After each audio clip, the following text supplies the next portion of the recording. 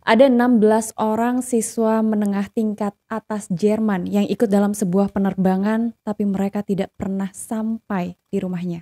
Biro Investigasi Prancis percaya bahwa salah satu tragedi penerbangan yang terjadi di Prancis ini disebabkan karena faktor keamanan dari pesawat Airbus A320 yang tersembunyi. Dan kecurigaan mereka semakin lama semakin besar. Jika memang ada sebuah keanehan dalam pesawat itu, maka nyawa dari seluruh penumpang pesawat Airbus A320 di seluruh dunia bisa saja terancam.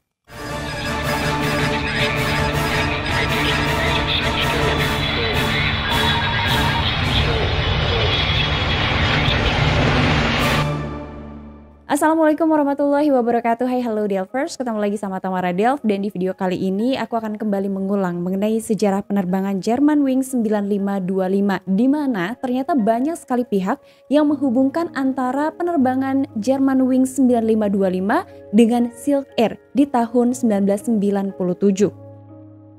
Dan kita akan take off ke kronologi. Hari Selasa tanggal 24 Maret 2015.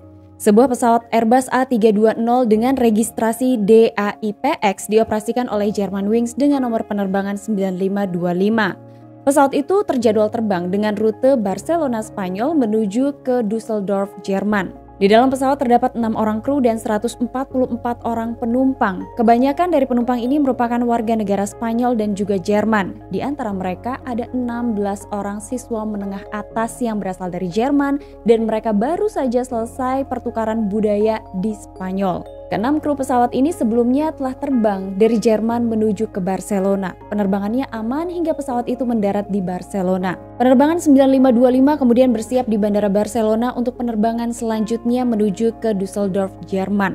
Persiapan telah selesai, kemudian sekitar pukul 9 pagi waktu setempat, pesawat itu mulai mengudara. Hanya beberapa saat setelah pesawat itu mengudara, autopilot aktif. Dua pilot yang menerbangkan pesawat Airbus A320 milik Germanwings itu adalah yang pertama Kapten Patrick Sondenheimer, 34 tahun, beliau merupakan warga negara Jerman dan telah mengumpulkan 6.763 total jam terbang. Beliau semula adalah seorang first officer dari maskapai Lufthansa. Beliau berpengalaman dan juga terlatih. Kemudian yang kedua adalah first officer bernama Andreas Lubitz, 27 tahun dengan 919 total jam terbang. Ia merupakan mantan pilot dari Lufthansa, cukup berpengalaman, namun ia memiliki latar belakang kesehatan yang aneh. 12 menit setelah pesawat itu lepas landas, seorang pramugari mengetuk pintu kokpit dan meminta izin untuk masuk. Di dalam kokpit, pramugari dan dua pilot terlibat pembicaraan mengenai pendaratan di Jerman. Saat itu juga ada permintaan untuk disiapkan makan siang dari first officer. Hanya beberapa menit kemudian pramugari itu keluar, ia menutup pintu kokpit. Sekitar 27 menit setelah pesawat itu lepas landas, kemudian diketahui pesawat sudah berada di ketinggian 38.000 kaki. Kapten melapor pada ATC Marseille karena mereka mulai memasuki wilayah udara Prancis. Semenjak itu penerbangan 9525 mulai dipantau dan juga diarahkan oleh ATC. Informasi terakhir adalah agar pesawat terbang menuju ke waypoint Irmar dan informasi itu dikonfirmasi oleh pilot. Ketika pilot-pilot yang terbang melalui wilayah udara Prancis ini berkomunikasi dengan ATC Marseille, maka saat itu mereka tidak akan terhubung lagi dengan ATC sampai instruksi pada saat pesawat akan turun. Begitupun dengan penerbangan 9525. 30 menit setelah lepas landas, first officer mengingatkan Kapten untuk pergi ke toilet. Karena sebelumnya Kapten sempat menyatakan ia ingin pergi ke toilet ketika pesawatnya sedang berada di Bandara Barcelona tapi tidak memiliki waktu. Pada saat diingatkan oleh first officer, Kaptennya mengatakan ide yang bagus. Kemudian beberapa saat setelahnya, Kapten menitipkan kontak komunikasi radio kepada first officer karena saat itu ia bertugas sebagai pilot monitoring. Kapten selanjutnya beranjak dari kursinya, kemudian berjalan di ruang kokpit, membuka pintu kokpit dan menutupnya kembali. 2 menit setelah Kapten meninggalkan ruang kokpit, saat itulah first officer mengunci pintu kokpit dari dalam kokpit. Kemudian setelah itu ia memulai penurunan pesawat. Pesawat itu diturunkan dengan kecepatan sekitar 273 hingga 308 knot. Tingkat penurunannya bervariasi dari 1.700 kaki per menit hingga 5.000 kaki per menit. Beberapa saat setelahnya terdengar upaya Kapten untuk masuk ke ruang kokpit, tapi ternyata kode aksesnya ditolak. Tidak tahu apa yang terjadi, hanya saja saat itu yang dilakukan oleh Kapten adalah mengetuk pintu kokpit dan meminta First Officer Lubitz untuk membukakan pintu kokpit. Namun saat itu tidak ada respon. Setelah tidak mendapatkan respon, Kapten kembali mengetuk cukup keras pintu kokpit dan ia sedikit berteriak agar First Officer membuka pintu kokpit, tapi lagi-lagi tidak ada respon. Menyadari ada sesuatu yang tidak beres di dalam ruang kokpit dan First Officer-nya, maka Kapten kemudian mulai berteriak dan memukul pintu kokpit. Ia mengatakan agar First Officer secepatnya membuka pintu kokpit, tapi tetap tidak ada respon. Hingga kemudian menyadari adanya masalah yang semakin parah dengan penerbangannya, Kapten meminta pramugarinya untuk membawakannya sebuah alat agar ia bisa membuka ruang kokpit. Saat itu tidak terlalu jelas apakah alat yang digunakannya adalah kapak atau alat pemecah kaca yang terhubung dengan alat pemadam kebakaran. Tapi yang jelas saat itu Kapten menggunakan sesuatu untuk membuka ruang kokpit. Tapi seperti kita tahu, setelah tragedi penerbangan yang terjadi di Amerika, keamanan di dalam pesawat diperketat, salah satunya adalah di ruang kokpit. Sehingga apapun yang dilakukan Kapten dari luar pintu kokpit itu tidak pernah bisa berhasil untuk membuka pintu kokpit. Padahal dari dalam ruang kokpit, First Officer Lubitz bisa melihat melalui CCTV bahwa di depan pintu kokpitnya itu ada Kapten yang ingin masuk ke ruang kokpit. Sementara itu di tempat lain, ATC mulai melihat adanya keanehan dengan penerbangan 9525. Mereka melihat pesawat itu terus turun, bahkan pesawat turun tanpa izin dari ATC. Ingin mengetahui apa yang terjadi dan meminta penjelasan pilot, ATC mencoba menghubungi penerbangan 9525 namun tidak ada respon. Hanya dalam waktu beberapa menit saja pesawat itu sudah turun 10.000 kaki. Mungkin penerbangan itu memiliki kondisi darurat yang tidak bisa disampaikan kepada ATC. Saat itu ATC terus mencoba menghubungi tapi tetap tidak ada respon. Kecepatan turun dari pesawat itu terus naik hingga 350 knot. Karena ATC tidak mendapatkan respon dari pilot penerbangan 9525, ATC mencoba meminta bantuan pilot pesawat lain yang sedang terbang di wilayah udara Germanwings. Namun ketika pilot dari pesawat lain juga mencoba menghubungi Germanwings, mereka juga tidak mendapatkan respon. Ketinggian pesawat terus turun hingga 7.000 kaki, padahal di depan penerbangan Germanwings itu terdapat Gunung Alpen yang menjulang tinggi. 40 menit setelah pesawat lepas landas, bunyi peringatan GPWS terdengar, disusul dengan beberapa peringatan lainnya. Upaya Kapten untuk membuka ruang kokpit tidak pernah berhasil. Sulit untuk dibayangkan ketika para penumpang yang sedang berada di kursi mereka masing-masing melihat pilot yang menerbangkan pesawat ini berusaha untuk masuk ke ruang kokpit dengan cara memukulkan sebuah benda di tangannya. Bagaimana para penumpang tidak panik melihat kondisi di dalam penerbangan 9525. Sementara itu ATC lumpuh tidak berdaya, tidak bisa melakukan apapun, mereka hanya menunggu informasi yang datang dari penerbangan 9525. Hingga kemudian setelah 41 menit pesawat itu lepas landas, akhirnya pesawat Airbus A320 yang dinilai handal di langit dan cukup populer tiba-tiba saja menghantam pegunungan Alpen. Berita hilangnya penerbangan Germanwings 9525 ini langsung menyebar di media sosial. Upaya pencarian dan penyelamatan langsung dilakukan namun tidak semudah membalikan telapak tangan. Butuh waktu yang cukup lama untuk menemukan puing-puing dari pesawat. Hingga kemudian helikopter pertama dari tim evakuasi mulai menemukan adanya reruntuhan pesawat yang kemudian dikonfirmasi sebagai penerbangan Germanwings. Namun kondisinya benar-benar hancur. Puing-puing terbesarnya pun hanya sekitar 3-4 meter. Melihat bagaimana hancurnya pesawat, maka tim evakuasi dapat menyimpulkan tidak ada satupun yang selamat dari penerbangan 9525. Biro Investigasi Prancis atau BIA memimpin penyelidikan mengenai tragedi penerbangan Germanwings. Hal yang paling dicari di antara reruntuhan pesawat jelas adalah black box untuk mengungkap apa yang terjadi pada penerbangan tersebut. Selagi tim evakuasi bekerja, beberapa investigator berkunjung ke ATC. Mereka mencoba mencari keterangan lain yang mungkin bisa menjadi petunjuk. Namun hasil rekaman radar dari ATC itu hanya menunjukkan pesawat sedang turun dalam kondisi stabil namun turun dengan cepat. Hal ini sepertinya menandakan bahwa pesawat berada di bawah kendali pilot.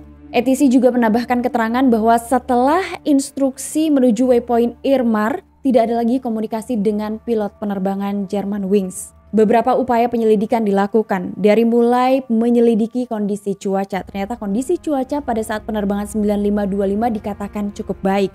Kemudian ada juga kemungkinan kegagalan mekanik, namun tim investigasi tidak dapat membuktikan adanya kerusakan pada pesawat.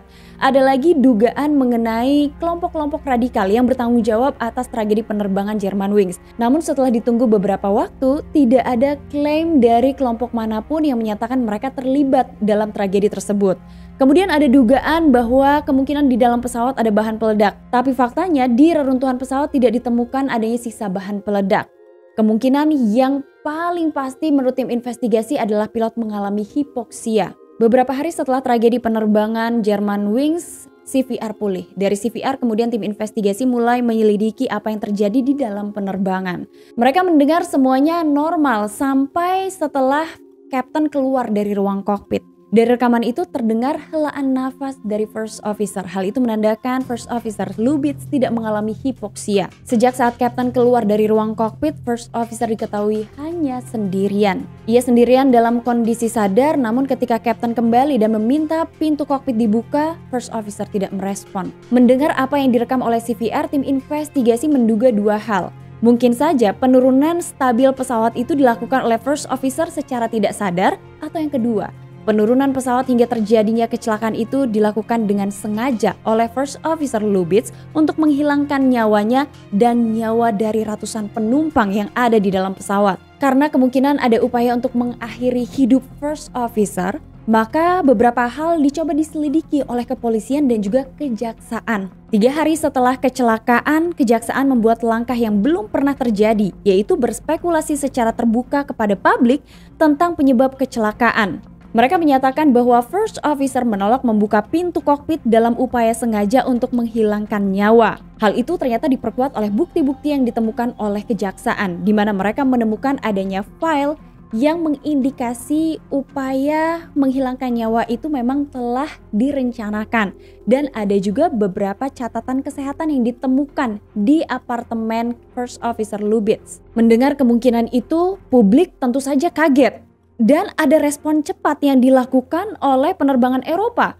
Mereka bereaksi dengan sangat cepat membuat aturan yang mengharuskan adanya 2 orang kru di ruang kokpit. Jadi jika ada salah seorang dari First Officer ataupun Captain yang keluar dari ruang kokpit, orang yang ada atau pilot yang ada di dalam ruang kokpit ini harus ditemani oleh seorang kru kabin untuk menghindari hal-hal buruk terjadi pada penerbangan. Setelah semua pihak melakukan upaya penyelidikan besar-besaran terhadap First Officer Lubitz mengenai kemungkinannya untuk mengakhiri hidupnya, maka kemudian ditemukan beberapa bukti kuat yang merujuk pada upaya untuk menghilangkan nyawanya sendiri. Diketahui pada tahun 2008 ketika First Officer ini sedang dalam pelatihan penerbangan, ia ternyata mengalami depresi dan harus mendapatkan perawatan.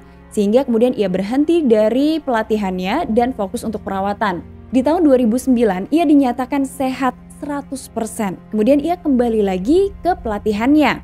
Bahkan catatan medis 7 bulan sebelum tragedi itu diungkap dan menyatakan bahwa First Officer dalam kondisi sehat. Kemudian ada juga catatan-catatan dari beberapa dokter yang menunjukkan bahwa First Officer Lubitz ini mengalami masalah pada penglihatannya. Kemungkinan setelah ia mengetahui memiliki masalah pada penglihatannya, depresinya muncul kembali.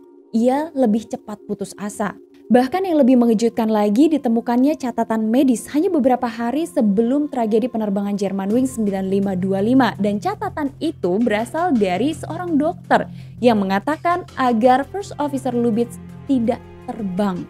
Ketika penemuan-penemuan ini dimintai pertanggungjawaban kepada pihak maskapai mengatakan mereka tidak tahu sama sekali karena sepengetahuan pihak maskapai, First Officer rutin untuk melakukan cek kesehatan kemudian melaporkannya pada pihak maskapai. Tapi semua laporan kesehatannya menunjukkan hal yang baik. Nah, beberapa media bahkan menyoroti dokter-dokter yang pernah memeriksa First Officer Lubitz. Kenapa mereka tidak melaporkan kondisi First Officer-nya kepada pihak maskapai? Kemudian juga tim investigasi maupun kejaksaan ataupun polisi tidak bisa menggali informasi mengenai First Officer Lubitz ini dari keluarga dan juga rekan-rekannya.